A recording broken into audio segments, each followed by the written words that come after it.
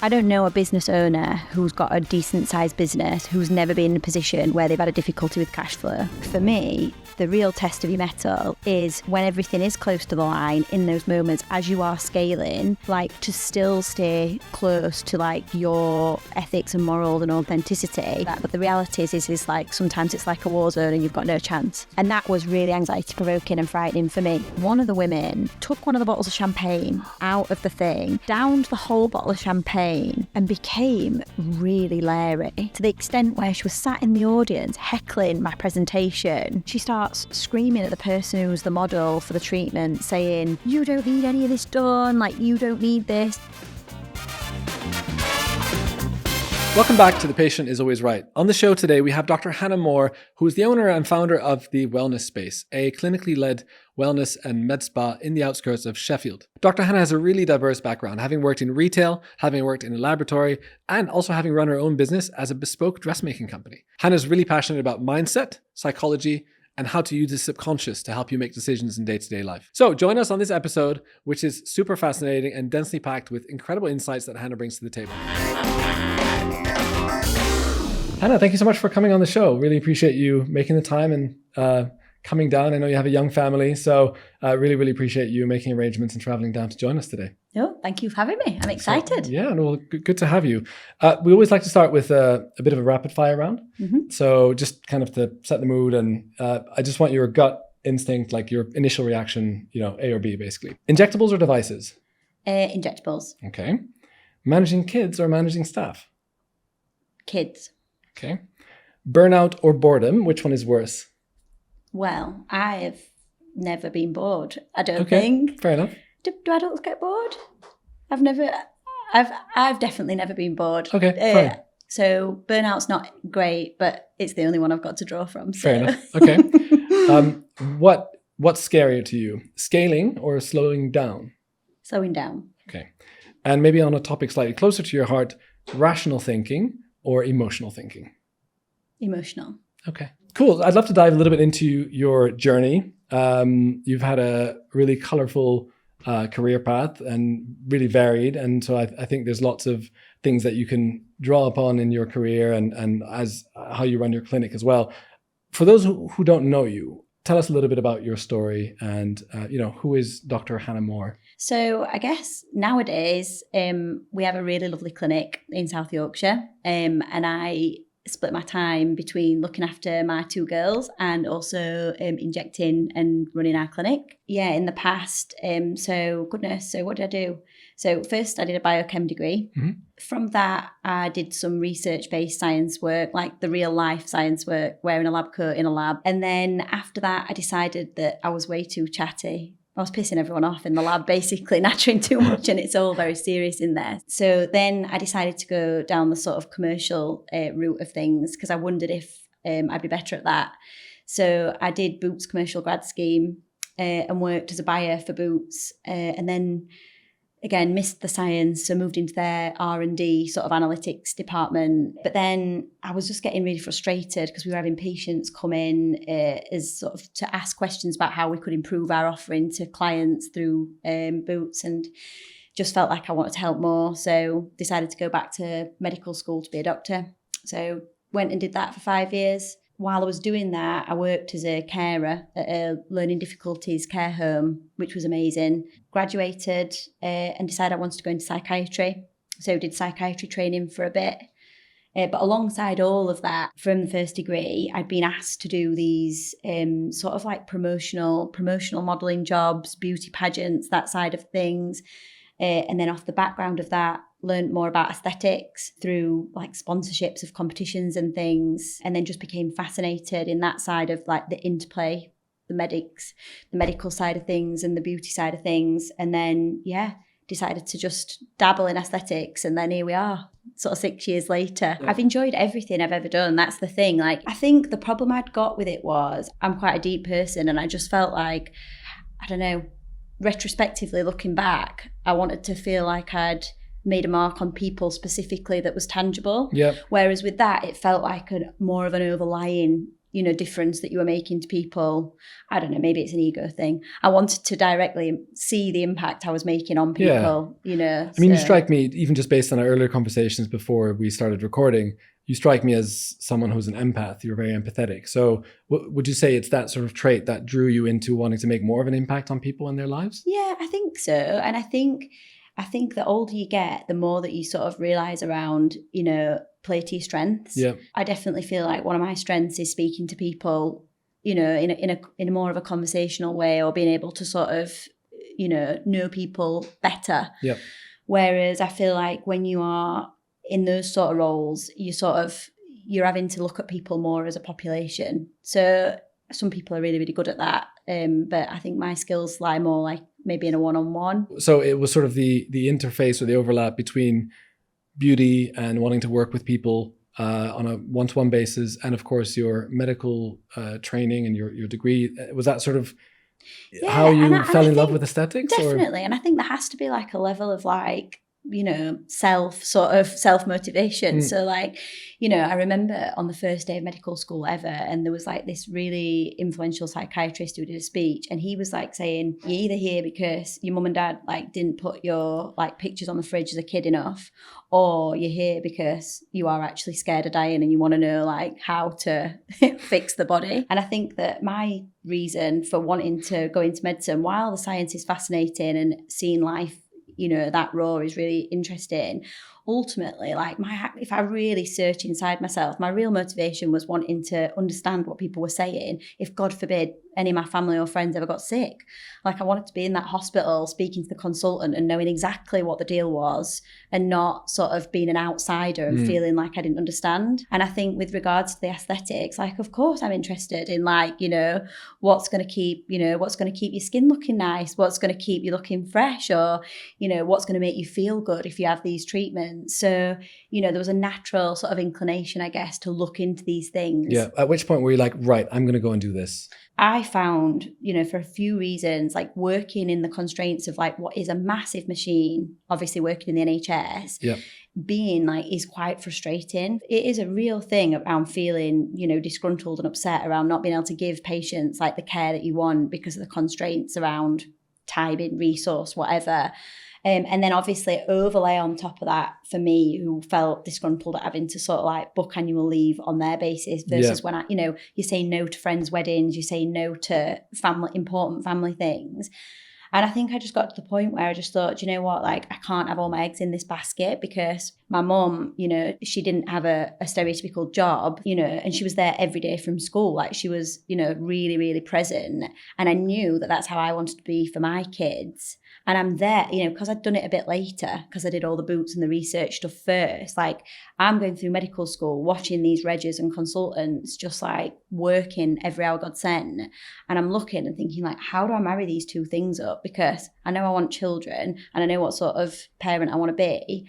And like looking at this, it's just not going to work like that. It just all sort of fell into one thing. And I thought, I'll have a go at this and I'll see how I find it. And, and I know a lot of people have started like this. You start very small, your investment, can be very low. And you just see if it's something see where it goes. You sort of de-risk the journey, you validate Absolutely, it before. See if you enjoy it. Yeah, I mean, I think that's important to have that deeper meaning, that deeper drive. And clearly, you thrive on making an impact on your patient. I mean, that's obviously very fulfilling. But I guess it helps that you've come from an enterprising family, insofar that, you said no one is sort of employed, everyone's sort of self-employed. The wellness space wasn't your first business. I think you started a bespoke dressmaking business. How do you know this? So how do you know all this? Well, how far have you been digging?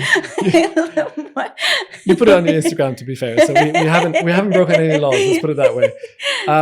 The fact that you come from that environment, and the fact that you've started businesses before, and the fact that you've made a number of career pivots, I think to me, it highlights that you are, enterprising, but also that you have a different appetite or approach to risk and taking risks. And you just mentioned, okay, you can start small and then you validate and then you grow from there. So I guess how has that experience with your first business shaped your approach to the wellness space? And did you feel like you were taking a risk when you set it up? God, yeah. I mean, yeah, it's still now. I mean, like, what do they say? What's the quote? It's like new level, new devil. And that's the honest truth. I'm very lucky as well nowadays. Like, a lot of my clients are very, very successful people. And so I spend my days speaking to these guys. And so what I've realized again, and you realize this as you go along, is like they're dealing with the same shit that I am. They're still having to work on their mindset. Yep. You know, they're still feeling guilty about certain things, or they're still feeling frightened about making this risk. It's just, you know, their risk is slightly bigger than mine, and mine's slightly bigger than mine was 5 years ago. Yeah, no, fair enough. It's perspective, I guess. It's perspective. And I honestly think that the people that do well are the people who manage to get their mind in check. And that includes being able to talk yourself down from just going totally headless chicken when you're faced with a risk. So you've just moved into your new premises in Fox Valley. Yeah. So big step. Yeah. Big lease, I'm assuming. Yeah. Big property. Yeah. Now you're a couple of months on, I think, from being in that space. You're sort of probably fairly settled, but still settling at the same time. Yeah. Has your clientele come across? How's that worked? How's that? Talk to us about that transition. Yeah, it's all gone amazingly. Yeah. But like, I mean, this is the thing. And when you talk, you know, the first questions you're asking me around like, emotional decision making versus like logical decision making. I definitely think that if you're from like maybe all over, but definitely if you're from a mining town, you know, in Yorkshire, like being emotional or considering emotional ways of thinking or emotional decision making is definitely frowned upon. And so I think you learn to use the considered sort of make your spreadsheet, you know, make your tick list. Yep. You know, if you've got a big decision to make, then make like a pros and a cons list and ratio those off against each other. And I just think the older that you get and the more decisions that you look back on and you look like what went well and what didn't go well, you recognize that all the ones that went well were the ones where you just went with your gut. Yeah. And I think that is like the most important skill for like anybody to learn. It's just like a gut feeling. You'll learn to recognize it. I think the more you use your intuition, the more you learn to recognize it when it happens. And then there's like no doubt that everything's going to go well and it's all just going to sink into place because you've almost already glimpsed it, I guess. But yeah, interesting what you say about the gut, because I use my gut a lot for decision making. And whenever I sort of have to justify something logically, you know, but if the gut feel is not quite 100%, then usually it ends up being the wrong decision.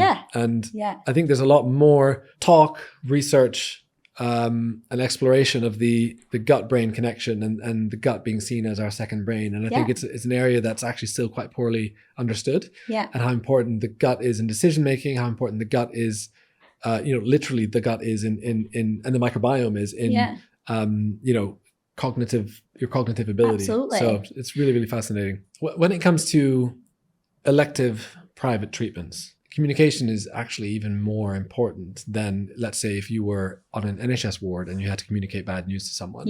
It all hinges on the communication. It does. And communication has to be built on trust, empathy, and I guess that relationship that you build with the patient when they're in the room. Like for me, the line is between, we're not salespeople at the end of the day. And I think that if you try and be a salesperson, you really are going to come unstuck. So I think that is a big no-no. So I think that comes out the equation very early on. So if you're a reasonable, sensible person working in the private medical sector, then again, you're still in that line between giving the honest advice. But then whilst the other side is sort of like the emotional, guarding and, making sure that person's in the right frame of mind to be considering those treatments. The other side of things is like what you're saying around the lifestyle factors, so the socioeconomic status of the patient or the motives of that patient. And I think it's difficult because whilst you definitely want to, at the end of the day, they're an adult and they're consenting and it's for them to make that final decision. Ultimately, I think that if you want to sleep at night, you need to be damn sure that the advice that you're giving falls on the right side of reasonable. So what I found I tend to do when we're speaking about very expensive treatments or very expensive treatment plans is I will be absolutely sort of barn door honest around what I've seen in practice, what the likely results are going to be, what the risks and what the downtime are going to be. That's obviously, a standard. But at that point, you've given that parcel of information, warts and all, to that client.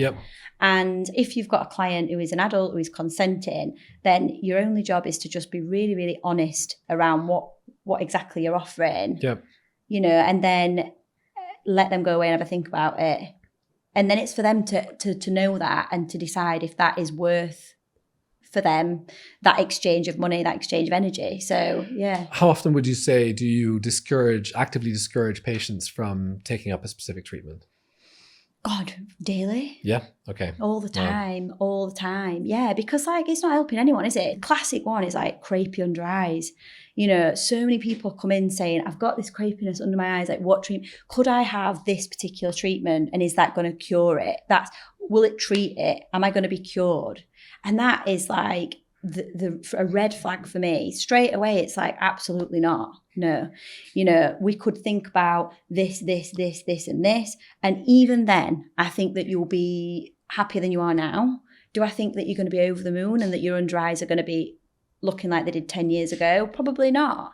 So I think turning down treatments is a necessary part of protecting the clients and yourself while running these businesses, I wanted to get your take on what you think new clinic owners get wrong when trying to grow or when trying to establish their clinic. What have you observed either nearby where you are or across the industry in general, mistakes that you see people making that, when they're trying to scale and trying to grow? I don't know a business owner who's got a decent sized business who's never been in a position where they've had a difficulty with cash flow. I just don't know anyone. Every single person I know who's tried to scale a business has got to a point in their life where, they're sweating, and that they're the stories where when you're in that position, you think, Christ, are we really balls this up?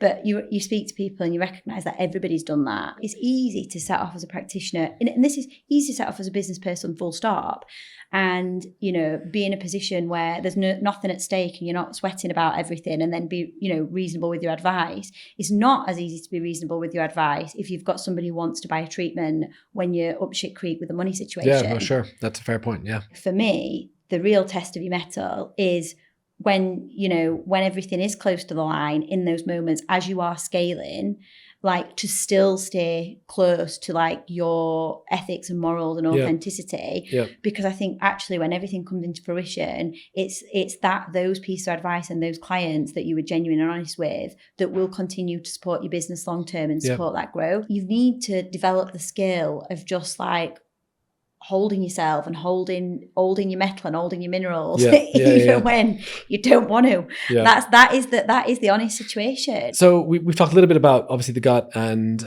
emotional thinking versus logical thinking, and I guess the stigma perhaps in some communities more so than others around emotional thinking. I'm Dutch actually originally, and I would say Dutch people are very rational and logical, and I think there's a lot of similarities with the Yorkshire work ethic and the Dutch work, and just to focus on being practical. Yeah, just get your head down, get it done. Exactly. Yeah. When you have a consultation with a patient, or when you're speaking to them on the phone, or you have that interaction, how do you sort of balance the logical and the emotional? This is the difficulty. This is the lifelong learning.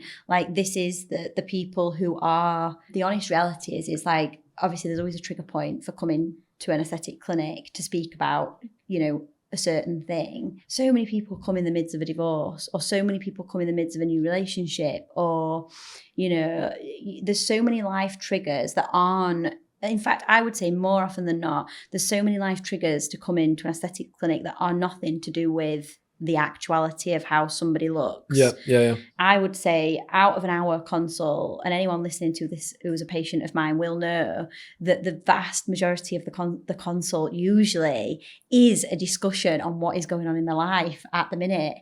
Because I honestly think that if I had to medicalise that and I had to justify my decision-making process for that, then I would talk about the fact that if they're going through a stressful time in their life, then their inflammatory markers are going to be higher and the healing time is going to be worse and the results are going to be worse. If I had to talk about it from a mindset perspective, then I would say, well, this is not a magic wand. This is not going to make them happy. So if they're unhappy now, they're going to be unhappy when they've dropped 300 quid and they're bruised as well after this. They're going to be even more unhappy. I think that by appreciating the full scope of what is therapeutic for that patient means that you can genuinely help people even more. You obviously take an emotional interest in your patients. You want to know what's going on. How do you avoid carrying the load on behalf of patients and feeling responsible and accountable for their emotional outcome as much as their physical it's outcome. not my problem. I definitely, that is a skill that you learn. Some people maybe, I just don't think you can survive in medicine if you're not good at that. Like I am really invested in people. I really care about people, and I genuinely am interested and want to know and genuinely interested. But the second the conversation's over, that's it. The boundary is there. The boundary is there, of course. Okay. I guess as you scale, you have to let go more and more, and you have to trust other people to do what you do. I'm just laughing because I'm thinking, if you ask Cheryl, who's the nurse that works with me, she'll tell you I give her all the bad patients. It's not true. That's how you delegate. It's the ones I don't get on with, I give to Cheryl. No, I'm joking. I'm joking. No, it's hard. It's really hard.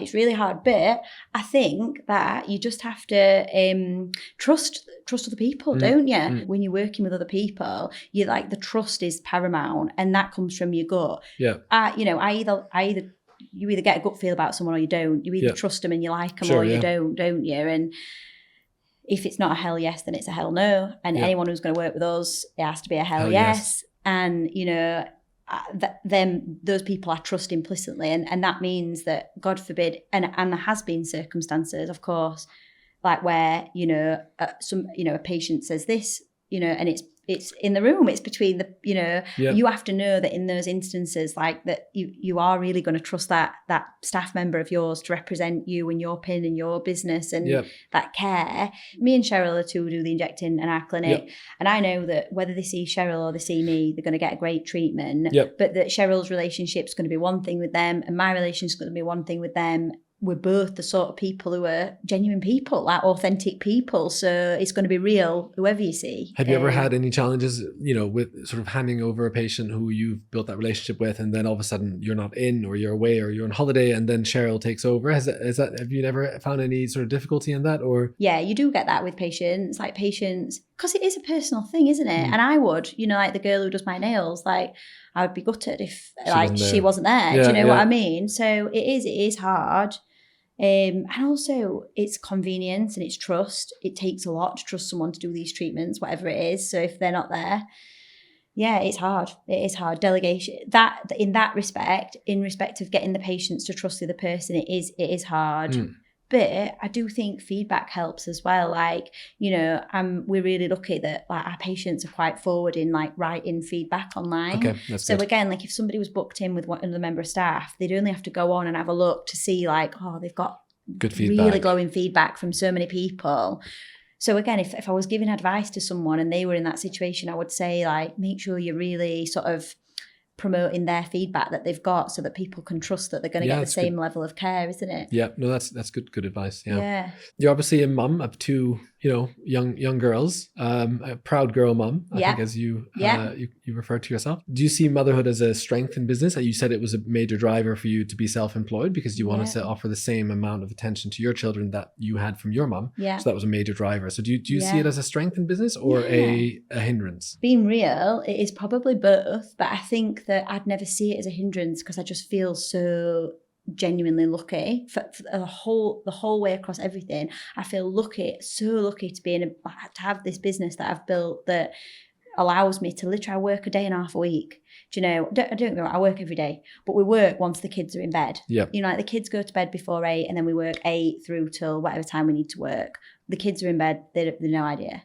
I physically only have to leave them a day and a half while they're this little. That is unreal. I never, having come from an NHS background, I'll never not feel lucky to have that, And, I'm like we've said earlier about, if you come from those NHS backgrounds and you've seen, any caring background and you've seen like the spectrum of life and you know how fast it goes, how transient it is, those early years, So I think being a mum or being a parent, I think it levels you up because you learn that there's always new levels to unlock with regards to the amount that you've got to give in terms of the amount of hours you've got in a day, the amount of like energy you've got to give. It's exhausting, but it's like, what else are you going to be doing? Do you know what I mean? Yeah. So I just think it gives you that fire as well. Like, you feel I'm inspired by those guys to achieve more and more and more. So I have daughters, as you know, 3 daughters. You have 2 daughters. Yeah.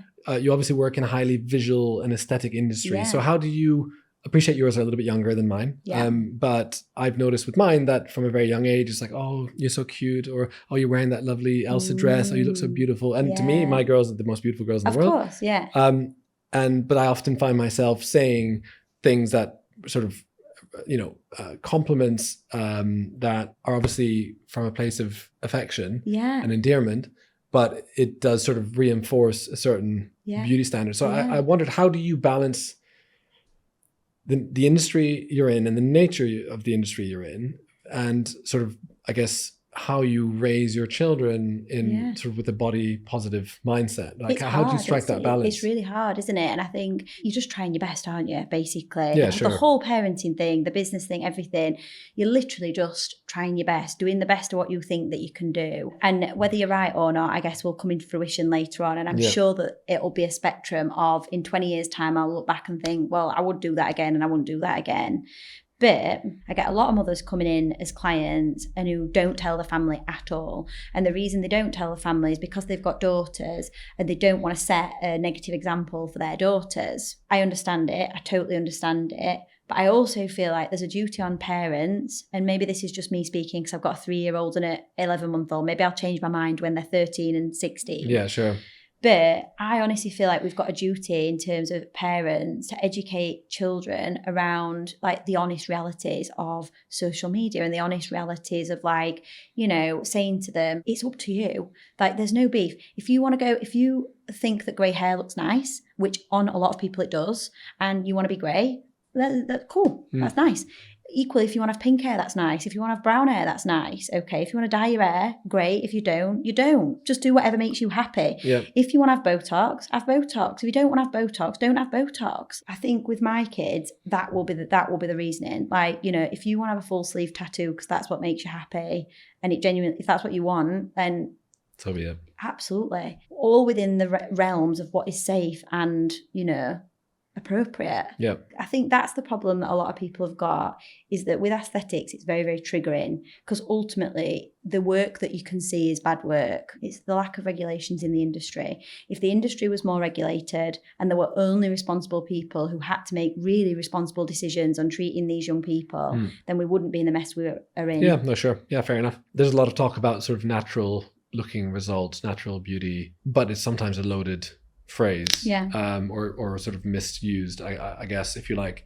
What does that mean? What does natural beauty mean to you, and the whole ethos of work you can see is bad work? I think that beauty is very, very subjective, and I don't think natural's got anything to do with it. And that's not because I think that everyone should have as much done as, to look a certain way.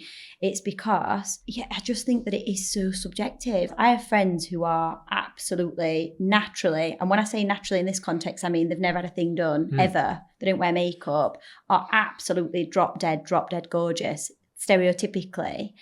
You would never, ever hear one of those girls commenting on somebody else's beauty because it's just not in them. They don't feel the need to comment on whether somebody's attractive or unattractive. It's very, very rare to hear people saying, well, I think that she is more attractive than her, or I think that, because it's really frowned upon, because everybody recognises that if I pick 10 girls out that lineup and who I think is the most attractive and the least attractive, it's going to be totally different to yours or anybody else's, because we all see beauty very, very differently. It's very subjective, yeah. So I think in terms of natural beauty, I think for me, it's about being appropriate and safe. Take a jawline, for instance. Somebody else might find a very, very chiseled, what I would consider overdone jawline with filler very, very attractive. And I might think it's not that attractive because you wouldn't be able, naturally that wouldn't occur like that. Yeah. For me, the line drawn is where we're distorting anatomy to the point that it's creating medical problems or creating a change that potentially is not going to be something they can come back from in the future if they decide they don't like the look of that. 100%. Yeah. Is there anything that a patient has said to you in consult or in during an appointment that sort of stayed with you forever? Something really deep and meaningful where you've taken something away that's just hit you so hard? Oh, there's loads of stories of where people have, I had a client, we did a big, a lot of work with somebody over a long period of time. And they once came to me and they were basically they were moving away. The daughter was in the military and they were moving because they were having a baby and they were moving away. And she was saying, we won't be coming anymore, but I just want to thank you for everything you've done. And, she was talking about how it had changed the relationship between her and her husband. And that's difficult because on one hand, there's a part of me that wants to feel like, why did it take you looking better to improve the relationship with your husband? But I think that if you look at it as that, you're only seeing 5% of the story. I think the other 95% of the story is like the fact that if you look in the mirror and you see a little bit of a change and you feel a bit fresher, then that changes the way you feel about yourself. Suddenly you feel a bit better, you feel a bit more positive about your day, and the repercussions that can have, and then the transference on your relationship with the people that are closest to you. Suddenly, you're looking after yourself a little bit more, you feel a bit happier, you feel a bit more willing to go and maybe, go and try new things or, and suddenly the repercussions of that can be huge. So yeah, I think something like that is realizing that whilst the physical changes might be slight, and slight in the way that that's what most people want. Yep. Most people only want a slight change. Yep. The actual repercussions in life can be, fractaling much bigger. Yeah, no, fair enough. You have this concept of one cheeky ask per day. Yeah. Which I thought was really interesting because I've recently put myself out of my comfort zone in asking for something which I felt was beyond reach and just trying it. And I just wanted to understand how that principle works for you and how it's helped you unlock things in your career that perhaps you might not have thought you would have had access to. Oh God, loads. I think that there's a combination of the cheeky asking and the energy and the frequency that you're on when you make the cheeky ask. Mm-hmm. So this might sound a bit wild to people who don't sort of speak in these terms or understand where I'm coming from. But I guess it goes back to what we were saying about the gut feel. If you're thinking about this thing that you want, or you're thinking about this thing you're trying to achieve and it's making you feel happy, then that is the verification that it's supposed to happen. I found it really difficult to go back to NHS work after having my first child. I'm that sort of person who I like to be there with the kids all the time. Mm-hmm. Again, with the aesthetics, it's such a blessing because, I can do a clinic day when they're really little and do 2 hours and then have a breastfeeding stop. Another few hours, have a breastfeeding stop. You see them throughout the day and it's all good. Whereas, in the NHS, they might say that you could do that, but the reality is like sometimes it's like a war zone and you've got no chance. Of course, And that was really anxiety provoking and frightening for me. So I really struggled to go back into a stereotypical training job because I just didn't see how it was going to work with the way I wanted to parent. But I kept asking and going up the chains and up the chains and up the chains to all the big bosses and saying like, please, can I just work 1 day a week? And everybody was just like, no, we don't do that. Doctors can't work 1 day a week. Doctors have got to work a minimum of 2.5 plus on calls. That's it. We've never done it before. We're not setting precedent. You're not doing it. But I kept with the cheeky asks. And the reason was because it made me happy thinking about that. And the opportunity to do that was giving me energy.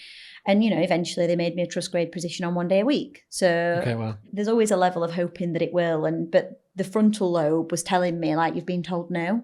Like they've told you they're not going to set precedents. They're not going to do it. They're really strict about these things. The reality is like nothing's set in stone. Nothing is black and white. It's all designed by humans. If it's making you happy and you think it's a vibe, then just go for it and keep, just ask. Keep asking. What's the worst that can happen? Yeah.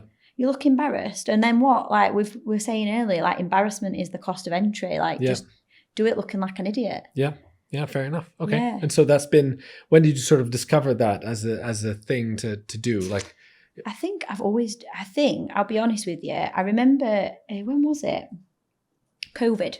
During COVID times, a friend said, read these books. And obviously there's the stereotypical, there's books like The Secret, but then there's thousands of offshoots of books that have the same sort of like message around there being these sort of forces around us that are at play that basically have, you can look at it from every different perspective. You can look at it from energy, you can look at it from science, you can look at it spiritually if you want. But ultimately that the way that your life turns out or the way that everything happens throughout the day is based on your energy in terms of how you feel. So I remember when I studied this sort of trained thinking, and I remember reading it and thinking, well, that's what I do anyway. I've just never known that it was called that. I've never known that that's what it is. So yeah, I think learning to fine tune it though, learning how it works and learning to fine tune it is a bit of a flex. And the people, then it's really impressive to watch the people who are really good at it bend outcomes to what they want. We're about to wrap up. We're going to go on to the final segment, which is called the confessional. Okay. We always sort of ask for one crazy or wild story that's happened in clinic. So what's the most outrageous or unexpected or just downright wild thing that's ever happened to you with a patient or in clinic? And what did it teach you? So I had this one situation. It wasn't in clinic, it was an event. And we'd moved clinics, we'd got this new baby, we'd signed up for like hundreds of thousands of pounds worth of equipment for the first time ever. And obviously, you know, you start thinking like, you know, we need to really like pull up some trees here. We need to like increase the turnover. We need more patients. We need more bookings. And that's what's going through your head. And so we were like, well, let's have an event. You know, suppliers are saying to you, the best way to do this is have an event. At the time, we didn't have a space big enough to hold an event. So we booked a room, like an events room, basically. Yep.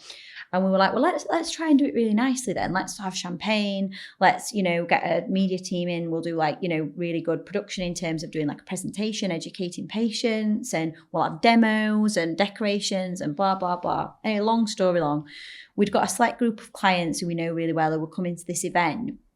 And then as we were setting up, there was some ladies that had seen us setting up that came and said, we're not clients, we're not invited, but like, would there be room for us to join in? Because we have aesthetics, but we go to another clinic, we live local, you know. So, oh yeah, that's fine, more the merrier, you're welcome to come. Anyway, long story long, one of the women took one of the bottles of champagne out of the thing, downed the whole bottle of champagne, and became really leery to the extent where she was sat in the audience heckling my presentation, right? But shouting like ridiculous stuff like out like, and I like, I'm not a shy public speaker. Like I'm happy to public speak and have a laugh. So I'm trying to have a laugh, but like she's absolutely blind drunk and she's literally shouting out like about the presentation and about this would never work. Like this is a load of nonsense. Like this is no good. So I'm like, oh, well, you know, like, thanks for your opinion, but like, carry on. Anyway, then it moved on to the demos. She moved across and she starts screaming at the person who's the model for the treatment saying, you don't need any of this done. Like you don't need this. And the client, who we know really well, is saying, it's not about needing it. She's trying to defend herself. She's saying, it's not about needing it done. Like, I've been wanting this done for ages. I'm really looking forward to it. Like, I'm just trying to improve my skin. And this person actually stumbled and nearly fell into this girl. Wow. And that was obviously the line. Yeah, sure. We're absolutely like becoming ridiculous. So we had to get security to remove this lady who subsequently ended up in a full physical altercation with the bar staff on the premises. We never heard from her again, never heard anything else. Never seen her again. And we took it as like, you know, a learning in terms of like, we are quite closed, I would say, in terms of like, we do operate on like a value model rather than a volume model. Like I said, I spend a lot of time with people. I get to know patients. We work with patients over a long period of time rather than, you know, one treatment and gone. So I guess it was a nod to us to stay true to what we believe in rather than just allowing people to come in that we don't know. But weirdly enough, so we had a big opening for the Fox Valley Clinic the other week. Yep. And on that day, this lady walked into the clinic. The same lady? At the time, I didn't realise it, but she walked in and said to a member of staff, she asked a really complicated question around, she'd basically tried every SPF in the industry, but had a reason for each one why it wasn't working, down to like the ingredients list. So the member of staff said, you know, Hannah's the one to speak to about this because I'm not quite sure. Passed on to me. And you know, when you recognise somebody but you don't. You're trying to figure out like. And I'm thinking, where have I met this lady from before? And I'm like, and like I say, I've got quite a good memory for people, but I just couldn't. Anyway, really bizarre conversation that ended in it was a really confuddled from her perspective, like understanding of some of these ingredients and really weird. And she walked out and then Steve walked straight up to me and he was like, that's that lady. And I was like, oh my, do you think she's a spy or something from another clinic or? I mean, that's wild. I don't know. I think, I mean, the only thing I can think is that she watches on Instagram maybe and attends events that are free. We don't often, we never put on, like, it's very rare we put on anything free event-wise, because we like to make sure that we know the clients that are coming and that they are responsible people coming for the right reasons, not just for a laugh. So, you know, that's the only thing I can think is that these were 2 examples of free events that we were doing. Maybe she's just like a free, like almost like a wedding crasher. But maybe, like but aesthetic event. Clinic crasher. Yeah, that's brilliant. So like when I went home that night, I was just a bit like, maybe she's a stalker. Maybe she stalked you more than we have. You know? But in the vein of the manifestation, I'm not going to dwell on it. I'll think more about it. I don't want to pop it up anywhere else. Well, that's a great story. I've never heard one. Yeah. Okay. So watch out for the lady who's necking a bottle of champagne. That's necking champagne, and don't have alcohol at your clinic events. However sensible you think that 90% of your clients are. And finally, is the patient always right? Yeah, I think so, actually. I think that everybody is right in their own mind as to what knowledge they've got at that time, at that point. At the end of the day, you know, we all are just trying to do our best, and they're trying to do their best as well. They're trying to make the best decision for them at that point in time and come into it. You know, you're both right. 2 people could be right in the same conversation, can't they? Yeah, true. So I think that if you frame it as the patient is always right, with like a nod, wink, wink, the customer is always right, you know, that sort of frame of reference, then obviously not. But if we're talking about, you know, respecting patients' opinions, even if it's wildly different to your own, then that is something you should do. Fair enough. Very good. Well, Hannah, it's been an absolute pleasure to have you on the show. Again, thank you so much for coming down, and thank you for spending time with us and sharing your story. Yeah, it's been fun. Thank you so much. Thank you for sharing everything. Thank you. See you again next time. Yes, brilliant. Thank you so much. Love hearing the real stories behind the aesthetics, medical and dental industries? Make sure you follow us on Instagram and TikTok at The Patient Is Always Right for exclusive content. You can listen on Spotify, Apple Podcasts, or wherever you get your podcasts. And don't forget to watch the full episodes on YouTube. Hit follow, subscribe, and stay tuned.